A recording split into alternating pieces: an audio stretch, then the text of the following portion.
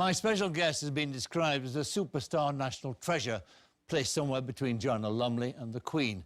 He is Eddie Izzard, and his story is one of achievement against all the odds. This is a masterclass in persistence.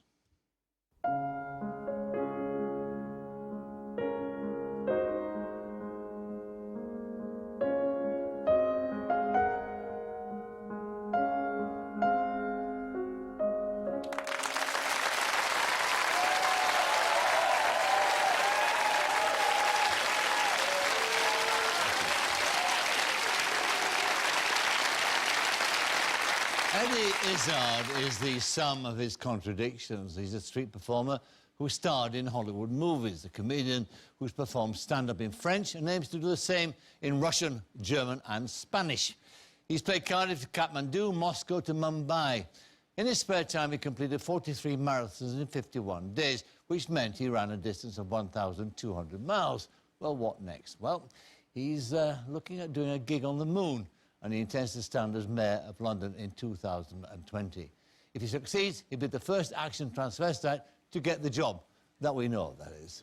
You wouldn't bet against him because this is a most singular man. Welcome, please, Eddie Izzard.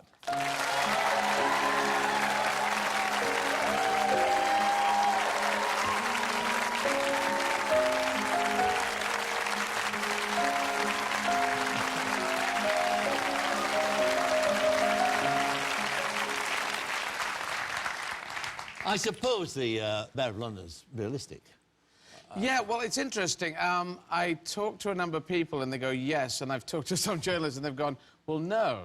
And I say, well, Boris Johnson, and they go, well, yes. And I also add in Arnold Schwarzenegger and Ronald Reagan. You know, coming from sort of creative and going into doing something like politics. Well, you know, we'll see. Because I'm thinking in my mind, because I have to do this for another...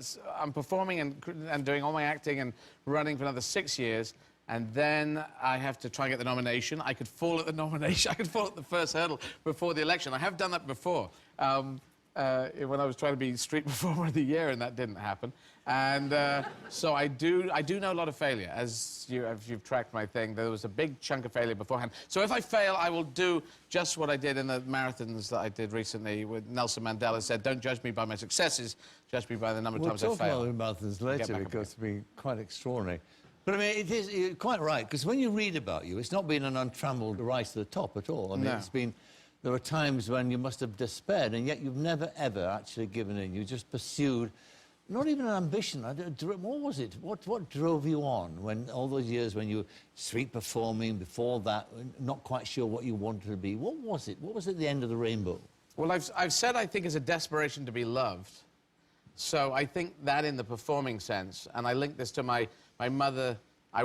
my mother died. I played a raven just before my mother died, which is kind of bizarre. She made the raven outfit for me. And I remember playing this raven and not being bothered about playing the raven. And I even got a laugh in it, but I still was going, oh, I'm a raven, and it's not really... I didn't think, I've got to be a raven again. You know, one day I'll be the best raven in the world. It didn't hit me at that point. And then Mum died, and then this lot of affection disappeared. Then I was at boarding school. I didn't see my dad for most of the year, you know, about 2/3 of the year, because you're at school. And so at the age of 7, I saw this guy doing a play, and he was getting a lot of applause and laughter, I seem to remember. I thought he was doing Mother Courage, so that doesn't quite make sense. He was doing it incredibly badly and juggling rabbits or something. And, but I just remember this. I worked out, actually. It was at this school, St. Bede's, this school right by the South Downs, and I could track back. They must know which plays they did in which year. I could work out what play he was doing. Anyway, I saw this and I thought, I've got to do that. And it didn't move from my brain. That's the interesting thing. I wanted to be an actor, and that didn't move. Then it changed into being a comedian, because I discovered Python, and I was getting no roles at school. I didn't have a good agent at school. Well, you know, I just couldn't get the roles, which is either because they thought I was rubbish, or I was rubbish. And I can't work out. I think I might have been rubbish. Tell me about I've read, it's very moving about your account of your mother dying when you were 6. Yeah. And she died of cancer when you were 6. Yeah. Explain to me the effect it had on you, and has on you today. You've got to liken it to walking around, playing with kids, having little gangs, you throw mud balls, you do stuff, you have ice creams, and then someone hits you with a baseball bat. It's emotionally that. It just... she was getting ill. She was yellow. She had jaundice. There was a lovely story that she had a nurse looking after her. I still thought she was ill, but you get ill, you get better. That's what happens. Sure. And they said, you've got to knock on the door, because I think she had a colostomy bag, and I think it was all really rough. It obviously was rough. And they said, you've got to knock on the door, me and my brother, before we came in, because we used to run in and jump on her bed. So we added in knocking on the door, and then we'd knock on the door, not wait for an answer, run in, jump on her bed. And we just... There was no idea that it was going to happen. And then one day it happened, and then everything just went weird. So I just remember... it just rips it out of your body.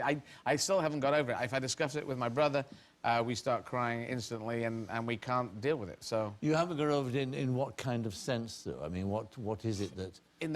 you did say once that you thought your entire career was about wanting to get her back. Yeah. This was in what does that mean? In the documentary. I don't know. In the documentary, I believe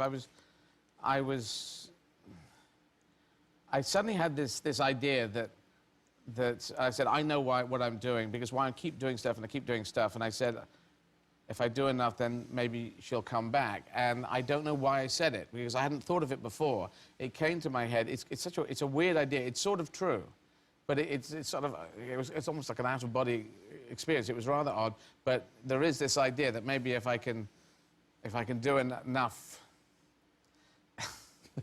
It doesn't make any sense. No. It doesn't make any sense. But grief doesn't make any sense, does it? No. Do you think you'll ever be rid of that sense of grief or whatever it is? You won't? No, and if they said, if you could stop everything now or not do anything that I've done and get my mother back, I'd get my mother back.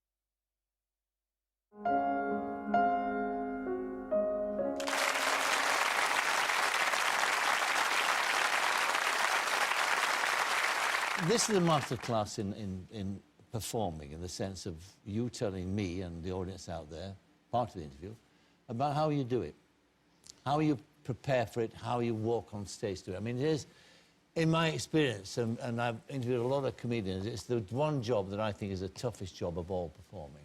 Because you walk out naked by yourself, well, there you are, and this audience saying, make me laugh. Now, you once said, that the best way to start is not to think of anything, just go on and see what happens.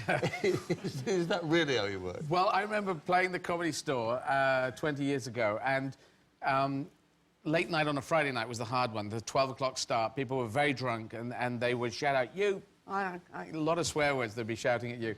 And so you'd have to speak very quickly so that they couldn't shout them out, and they were very drunk, and they just wanted to sort of murder you. It seemed fun, like a gladiatorial sport.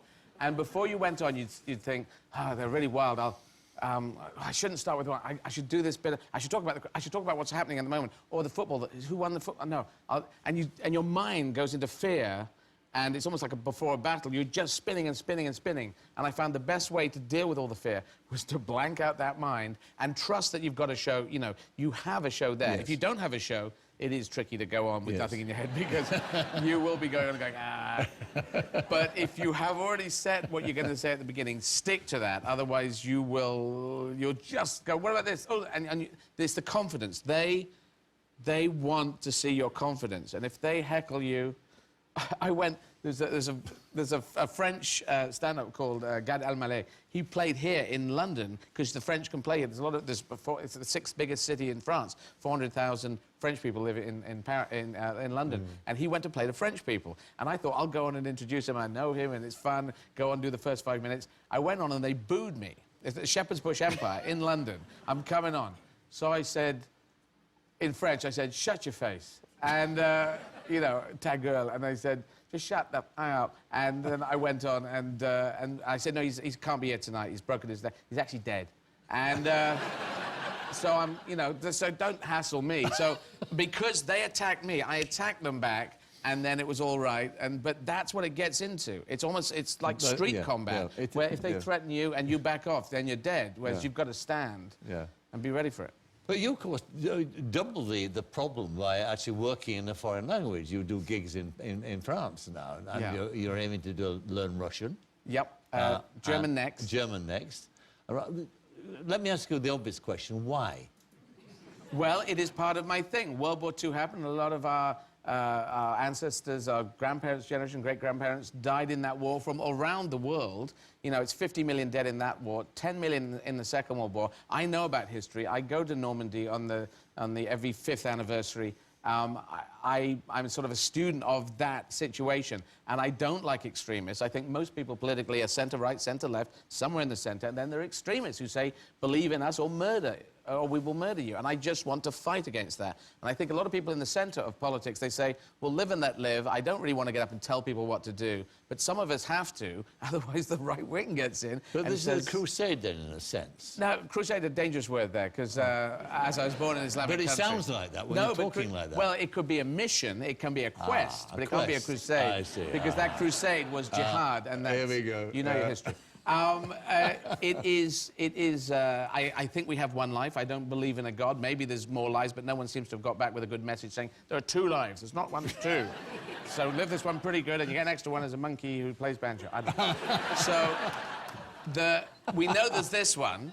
You know, if one person, I was saying, if one person got to heaven and said, I'm in heaven, it's like a spa, it's brilliant, you know? Just behave yourselves and go to church. It's quite nice. It's a spa. Hell is awful. But no one's done that, so I'm going to live this life to the full, and I want to do one election because I think I've proved that I have determination. I can do things in a different way. People said, oh, you can't do this and you can't do that. You can't tell people you're transvestite. You can't paint your nails with different flags, and I have. You have. Oh, well...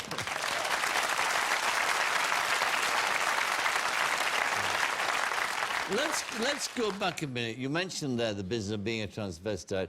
When did you first realise you were a transvestite? 4. 4? Yeah. So you tried your mother's clothes, was it? Well, no, apparently I did. I don't remember that. I tried Mum's clothes, I think. Well, you know, because I was 4. I do remember a friend of the family, and she had a wig. I was trying to try that on. I kind of like long hair. It could be something to do with Mum, but I really think, you know, I knew at 4 that it was in there, and it hasn't really moved. And it's straight transvestite. I don't even know why it's not bisexual transvestite.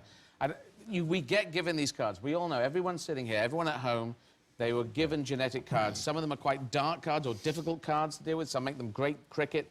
Some means they're just brilliant at making shoe wear, you know. But there is, you know, and women buy shoes in the car. And I also buy shoes that are women's shoes. Men's shoes are just boring. These are good heels. Yeah, these are the cards I was given. I decided to tell the truth about it when I was 23, and I came out, and I think that's healthy. Well, and it's not worked against you, that is for sure. I mean, people... I mean, you must have been... Were you surprised at the way that people accepted it? Well, it swings and roundabouts. In what sense? Well, I can still get duffed up in any major square of the world if I go there on a Saturday night. You have been beaten up. Well, what I've had is I've been waiting for taxis or minicabs late at night in sort of Leicester Square, Piccadilly, and I've had people say, let's get this guy, let's see what he's wearing. Threats of violence, while some guy's going, you're already Izzard, can I get your autograph? I've had the threat of violence and the offer of autographs at the same time. I just got to keep my eye over these guys because I think they're going to tear my head off. Well, what about the career now? We mentioned before this kind of zigzag path you took toward stand-up and toward what you are today. The street performing seems to be very interesting because you took that on, and it would seem to me to be one of the most difficult jobs of all, isn't it? To actually go into Covent Garden, wherever it might be, attract a crowd. How do you do that? I mean, what's the...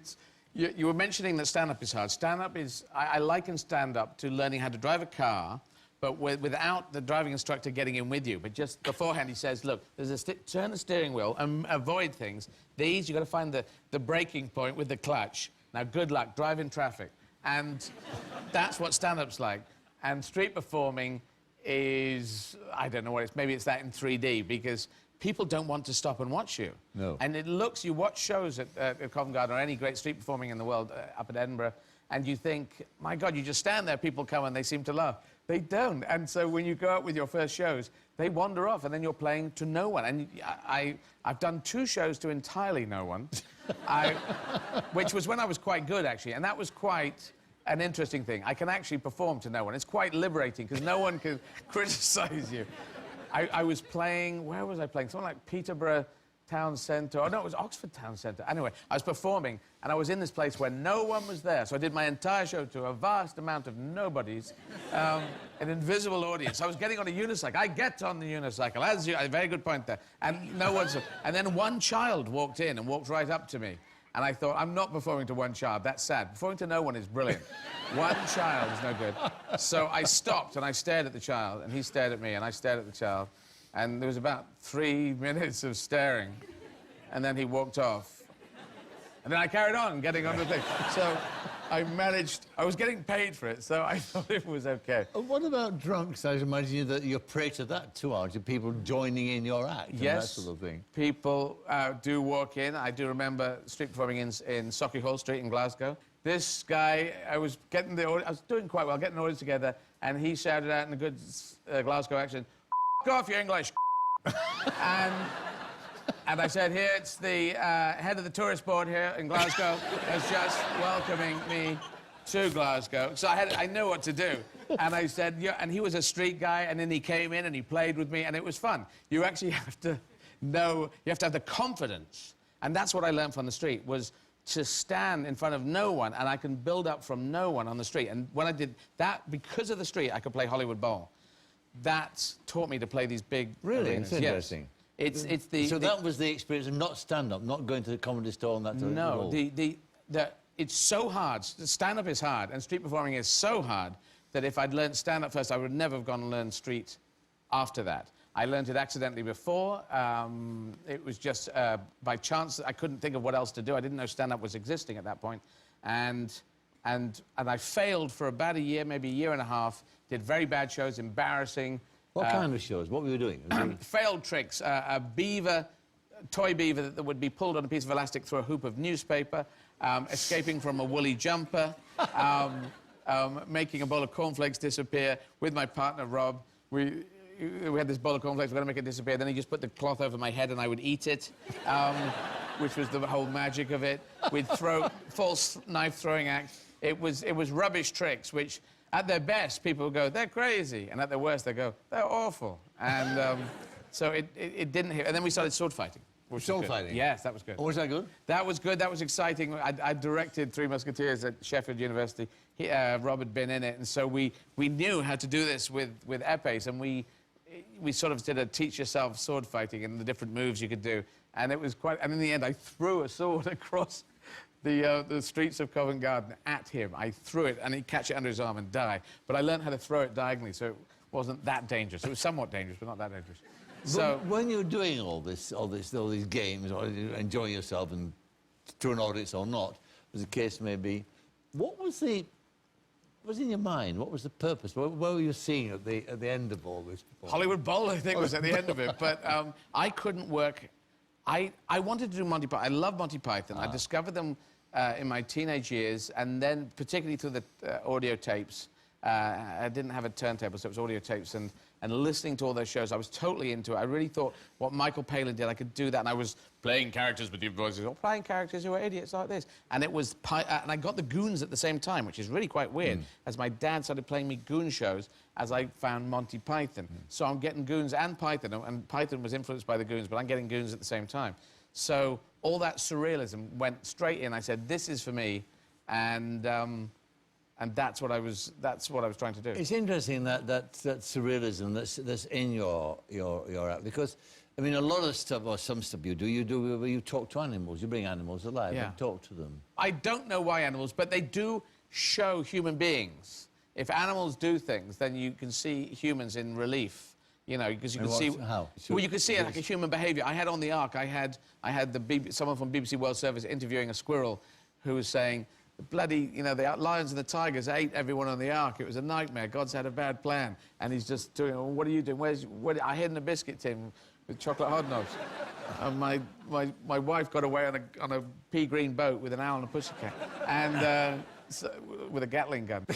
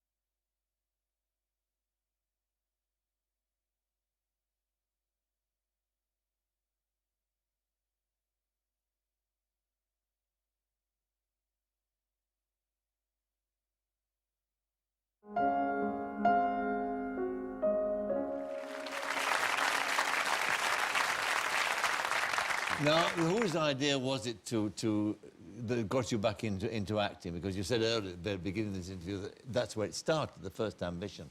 Then you went... I mean, I'm interested in you in Hollywood. Yeah. Well, because you worked with some really big stars, didn't you? Well, I was breaking into Pinewood Studios when I was 15. I was really... Breaking into it? Yeah. I discovered films. I really did want to act. This wasn't a thing I've made up retrospectively. I was going to say heterosexually. Retrospectively. I was watching, really watching the telly and realizing these are real people. These are people. Okay, so they're in this and they get paid money. Okay, I'm going to do this. Not telling anyone because they wouldn't have been widely accepted at home. And I'm going, how do I get into this? I have no idea. Who do I know who's been in it? No one. the titles at the end titles. I thought, read the titles. There's information in the titles. And there was no video, so it was just... best boy, it was a really good boy. It was a key grips, what was he grip? And I couldn't get work out, except Pinewood Studios, Ivor Heath Bucks came up, and I thought, Ivor Heath Bucks is... isn't that a short thing for something that's... And I got a map, it was before Google, so I got a map of the entire UK, and it had every alphabetical town and village in the whole country, and I went down, I found Ivor Heath, Buckinghamshire, and I took a train to London, I took a tube to Uxbridge, took a bus to Ivor Heath, I got out and I walked up to Pinewood Studios. I said, I want to be I'm going to be in films. I need to be in films. I will be in films. I am here to be in films. And they said, F off, kid. And not the right answer. Not the right answer at all. Do you know how far I've come? And then I walked, I thought, there must be another way in. And just up the road, there was another way in. And so I studied it, a bit like in where eagles dare with binoculars kind of thing. I was just standing on the other side of the road watching. And some people going up and checking if they could go in, and some people just walking in. And I thought, I need to be with the walking in people.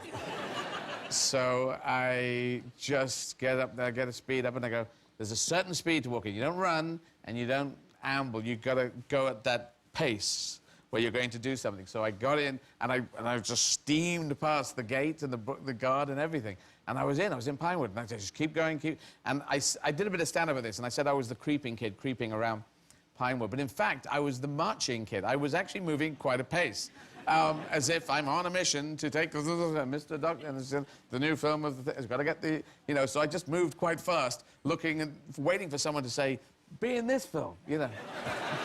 I even went up to the doors of the Bond stage, and I listened to the doors, and I could hear people, there's people in the Bond stage. There's Bond, they're making a Bond film, I don't know. There's no way of knowing in those days if anything was filming, especially if you're 15. And so I go, if I go in now and I say I want to be James in Bond, just in the Bond, I don't have to be James Bond, but anything, you know. And they go, get out, kid, we're going to put you in prison. And I thought, if I can't, because they could throw me out. So I just kept marching around Pinewood at high speed. And then I marched out of Pinewood. I didn't really... it was a good plan to get there. But I should have gone into the Bond stage right at the last moment. I should have done a do-or-die attempt. Take me in, help me sweep up. And when David Putnam did all his films and Chariots of Fire, I was trying to find out where he was shooting so I could just sweep up on the set. But you got to Hollywood. Yes, I got You worked with Clooney and Brad Pitt and people like that. Yes, I did Valkyrie out with Tom Cruise out in Berlin. Yeah, Ocean's 12 and 13. Yeah. Yep, it's great. They're still, you know... Did you envy them their lifestyle? Not their lifestyle, because I felt my lifestyle was better. Did you want to be like them? Do you want to be a big star like them? Well, yes-ish. Well, yes. Well, if you say I'd like to be like George Clooney, I'm not going to be like George Clooney. I'm going to be like me. But I'd like to keep hacking my way up. You know, like I played the lead role in The Riches, a drama out in America. Yeah. So that was good, but that's in television. That wasn't in film. I'm now doing the Hannibal Lecter series. I've had smaller parts in bigger films and bigger parts in smaller films. Lost Christmas, I had one of the lead roles in that, and Treasure Island playing Long John Silver. So I'm getting them now. But I knew that if I was standing on the Ocean stage and longing to be like them, that wouldn't be the right space. I just had to be right. It's taken me a hell of a long time to get here, and I'll just keep pushing onwards. But I mean, is that... I mean, where does that fit now in the scheme of things? Is it... Do you still regard yourself as being, in the main, the comedian who tours the world, or the comedian who wants really to be an actor now? I'm a slashy, I'm afraid. I'm an actor-comedian. Actor/comedian. I like doing both, and I want to keep pushing myself dramatically. I think my stand-ups are obviously at an interesting place, and I'm touring the world, and I'm doing gigs in French and Germans to come. Oui. But I wanted to do drama in the first place, and it's a different beat. And I've taken a long time to get there, because if you get very big in stand-up, I held back my stand-up. I never did a comedy series, because if you become Mr. Comedy, I feel that people will... Never did a comedy TV series? Yes, I never did a sketch show, never did a sitcom. No, you've not done that, have you? And I felt... That was a deliberate policy? Deliberate policy. That was it. Why? I feel if you become Captain Comedy, then audiences will resist you in dramatic roles. It is really difficult. Bill Murray is probably the person I trying to emulate the most came from, you know, Ghostbusters, huge world comedy hits, and had to almost kill that audience and said, I will not do that. I will not do that. I'm now doing things that are different, finer, which are more dramatic. So he's had to almost kill that audience. I've tried to keep the stand-up going and keep doing dramatic things. I'm playing a serial killer now. So I'm trying to do... It's weird. It's two different places. On that business about performing again in another language, I must show the audience a wonderful clip we have of you in the early days when you just sort of started to do stand-up in France, in Paris. And as I said, you've got some guts. You have some balls. You really have. I mean, look at this. This is wonderful. Dans l'orange, tout le monde dit... Grab... Oh, I don't know the words. Grabber, oui, grabber. What's hold? Qu'est-ce que c'est le mot hold? Tenir le pot d'orange. Oui, c'est très rigolo. Ah oui. Yeah, that was... Can I tell the story behind that? Please do. Well, I decided that I wanted to do things in Europe, and I was in France, and they were doing gigs in English, because there's like 200,000 English speakers in Paris. And I thought, I got there, and I did this, and I thought, this is great, but I got to do one in French. Find a little venue, I said to the promoter, find a little venue that's kind of sealed off, and I can do that to a friendly, invited audience. But unfortunately, the venue was chosen had a horseshoe bar with half the people in the, maybe even 2/3 of the people in the room were just there for drinking. And I was in front of a whole... another section, and it was the wrong building. So I went back and I swore a hell of a lot backstage. I said, I can't do this, I can't do this. And then I realized I waited so long for this moment, so I have to do this. And in fact, even if it's awful, I will have succeeded through having the balls to do it. And it was awful. Afterwards, they interview people afterwards. They say, well, what did you think? And there were British people there who were bilingual, and they went, it was awful. And then a French woman said, no, he has tried to do this, so it is a good thing. And she was very... But it was awful. It was... I mean, you say that. The fear got in. Yes. And that's the thing. Yes. I don't like that. That's why I closed the mind beforehand, but that closed it too much there. I forgot all my French because I was trying... I mean, I did this thing as well when I tried to be in the National Youth Theatre, and I was at school in Eastbourne, and I worked out, then they had lessons, it was a boarding school, and I worked out that I could get out of school with no one knowing, take a train, this is again, I was a teenager, and at school, during the term time, and I could go to London, do an audition, and get back before anyone had noticed. And I did this, I learned 2 speeches, I got there, it was under control, I was very good at memorizing things in there, on the train on the way up, I'm cool, I'm calm, I'm collected, this is drama, this is what I want to do, and I love comedy, but this is drama. Yeah, get to the National Youth Theatre, to the Shore Theatre, by King's Cross, I'm in there, I'm in this place in front of the guy, I get in front of him and I go, there. And being relaxed, the forcing myself to be relaxed, had wiped my memory. And I go, and it was the Henry IV Part 1 soliloquy speech, and I went,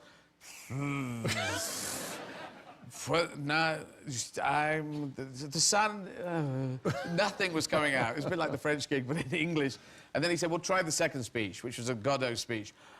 And he said, I kind of wanted to say, so what do you think? You know? He didn't say anything. Yeah. And it ended up, when I was running comedy clubs, it ended up being my dressing room when I was running the Raging Bull Comedy Club at that building. So there's also, too, a wonderful thing I picked up, again, in research about the problems of doing a thing in another language. And it's not so much the nuance of the language itself. It's about references. For instance, tell me the story about your Sean Connery. Yes. Well, I think I'd like to do Sean Connery impressions. I'm not very good at doing them. I have actually stood in front of Sean Connery, who said, well, you do this impression, do these impressions. Me and Julia Ormond, who did one as well. And so we're standing there talking Sean Connery to Sean Connery. And he said, so when are you going to start the impressions? And so I thought doing it in French would be good. So I was on stage, he was playing Noah, and God's James Mason saying, Noah, I want you to build me an ark. En français, Noah, il faut créer une arche. Une arche, an ark. Speedboat. I think a speedboat, all board. And he was doing, and I was doing Sean Connery, voulez-vous coucher avec moi? Je m'appelle Bond, James Bond, 007, avec une licence pour tuer quelqu'un. You know, and I was doing this, and I thought it was fun, and they seemed to be laughing, but I think it was a bilingual audience. A French guy came up afterwards and said, "We do not know what he sounds like, really, because he is dubbed in France." So... I love it with you.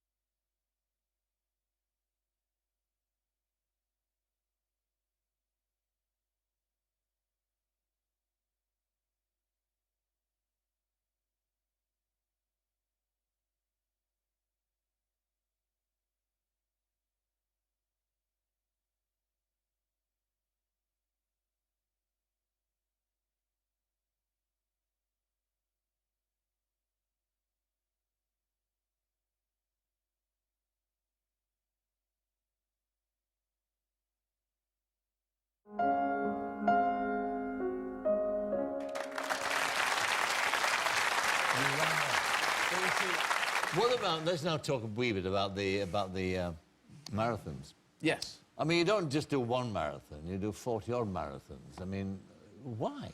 Was it 43 marathons in 51 days? Someone's got to do it. Well, I'd planned to do a big run. I thought it was healthy. I thought I could regain the health that I had when I was 3. You know, because remember when we're kids, we do run like crazy. And there is before we've got all that refined sugar inside us, we're going. And then it all's just falling apart. And I thought I could regain that. It would be like a boot camp, an intense boot camp. I raise money. It might inspire some kid or some adult say, I'll have a go at that. And also, we're living till 100. So if we want our later years to be good, you should be doing this fit thing. And all wild animals are fit. I met an 80-year-old lion who was about 14. Well, he's 14 or something, but he was 80 in our years or lion years or whatever it is. And he tried to kill us. Sorry, I shouldn't explain. I was invited to do a backstage look at the zoo of Boston. Yes. Because I'm touring around and people are nice and they kind of like my comedy. Say, how about I have a backstage tour? Which seemed like you're going to see the lions getting ready and making up and stuff and tuning up the guitars. But it was that when they come back into cages. And the lion wanted to come, he could smell us. And there's about 12 of us lined up behind these iron bars of a cage. And the lion came in and just went up and went, rah! And sort of did this kind of false, I'm going to kill you type thing. And I thought, wow, that's an 80-year-old lion just showing I can still do it, baby. And that's kind of the physicality that we should have. Because we came out of the trees 2 million years ago and we were fit. And it's only about 10,000 years of getting worse and worse, and only about 100 years of refined sugar. But you ran 1,200 miles in 51 days. I mean, that goes beyond common sense. I mean, you're likely... Thank you. I'll take that as a compliment. You're likely to drop dead at any moment in time doing that. But we're not designed to do that, are we? Oh, well, maybe. Because the persistence hunters, still in some tribes in Africa, they chase up to 3 days after animals, and their sweat glands aren't as good as ours, so they just keep going. If you were running for 51 days, then you're a really crap hunter, I think. Or he's a really fast animal. But, yeah, maybe it's a bit long. But other people have done it. Dean Karnazes, an American, 50 marathons in 50 days. The last one he did in 3 hours. So we can do more than we think we can do. Yes, yes. Are you frightened of growing old? Ooh, interesting. I don't know where old is. Because I used to say, I mean, I lived in Bexhill-on-Sea, and I used to have this joke that people live their lives, they retired, they moved to Eastbourne, then they lived a bit longer, then they died, then they moved to Bexhill. And since I made that joke, I've been trying to do crazy things in Bexhill. I did French gigs on the roof of the Delaware Pavilion in Bexhill, and the last person who did that was William the Conqueror, coming by just around there with his horses going, Le bataille, c'est pas ici, Hastings. Ah oui, bonne idée, bonne idée. You know, and the next gig was me 1,000 years later on the roof. So I'm trying to grow old. It's not gracefully. It's not. I'm just. Youth is. I mean, like the 80-year-old. I'm trying to be like the 80-year-old lion. The wild animals, they just stay fit. There is not one unfit wild animal. Not one. There's just. You've never seen a lion running. Go. Oh, hang on. You get the gazelle. They never do it, do they? Not one. No gazelle running away. I can't. Oh, it's the leg. Don't. You know. We do. We ended our most brilliant sports people go, hang on, hey, whoa, what's that? Wild animals don't. No, you don't see them strapping on the legs, do you? On the knees. No, they just don't have a problem with it. They live a hearty life, and then they get munched. Not the lions and tigers. But just briefly, this ambition you have to run 15 marathons in 15 days in Africa. 27. 27? It's for Nelson Mandela, in honour of his 27 years in prison. Oh, right. It's a tribute to Nelson Mandela. And you started off doing that, and after 4 marathons, you had to give in. I was on a thing for cholesterol, and it was not doing good for my insides, and they said stop. But were you running barefoot? I was considering barefoot running. There's a thing. There's pure barefoot, and there's barefoot technique, which is a whole style of running, which is very natural, and you wear very thin soles on the shoes, so none of this arches and built-up thing and springy pod. So how does it differ then? It's just more like the posture of it. The posture is, instead of reaching out with your legs, we tend to think if I do big strides that'll help. That's not how people run. You just push back. You land and push back. Just land and push back, and you run at this speed. It's about 180 beats per minute, which I can sense now just from that. And so it's a lot of shorter steps, but it's a natural rhythm that's good for the elasticity of the body. Have you met Mandela? I have met Nelson Mandela. And what did you make of him? His short-term memory had gone. I mean, it was about 2 years ago, 3 years ago, but he was repeating a few things. But his energy was there, the vitality was there. He was saying, who are you with? Who are you with? No, I want to meet them. Bring them in here. And I will wish to meet them. I met the Queen of England. I was meeting the Queen of England. I was talking to her. And it was great. He was there in the room. He didn't know who I was, but I'd raised money. I'd raised R1 million, and I just thought I'd do all my gigs, and I'll give all the money to him. I said I could give it to him. And they said, no, put it to charity. All right, charity. But I wasn't expecting to meet him, and suddenly I was going to meet him. And Neil Armstrong was walking out as I was walking in. Yeah. Can you believe that? That was like, this is insane. Let's sum up now, because as I said earlier when we were introducing you, you have this extraordinary career. I mean, if I were to sum you up, I'd say you're indefatigable and fearless. Is there anything you'd like to add to that? Well, I have tried to do a lot of fear management. The reason I could do a number of things, or I have pulled them off, is really the day I walked out the front door wearing a skirt and wearing makeup. Because if you can do that, if you can control that fear. And I walked out, I was wearing leg warmers. It was that time of when leg warmers were in. And I don't know if it was the first time, but first or second or third time, I walked out, and I knew there was a bunch of kids that would come right outside our house and hang out around the corner shop in their lunchtime. So don't go out when the kids are there. And suddenly I opened the door, and the kids are there. I've got the wrong time. And you can't go back into the house because they'll look, and oh my God. So I have to keep going and keep marching forward into the valley of death. And I walked straight through the kids, and I don't left and to the right. I just keep going through the kids. And what the one said was, he's wearing leg warmers. And that was it. And I thought, what a I'm wearing a lot else, but I don't know quite why the leg warmers.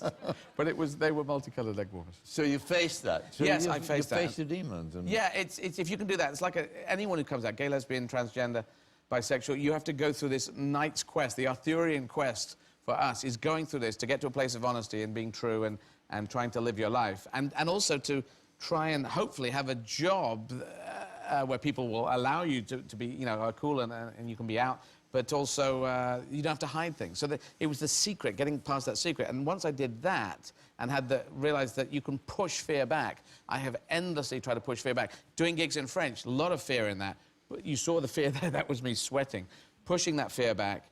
Germany, there's going to be more fear. But they want me to succeed. I just played Berlin, 1,700 people, a place where Hitler used to watch shows, and used to have a box at the back.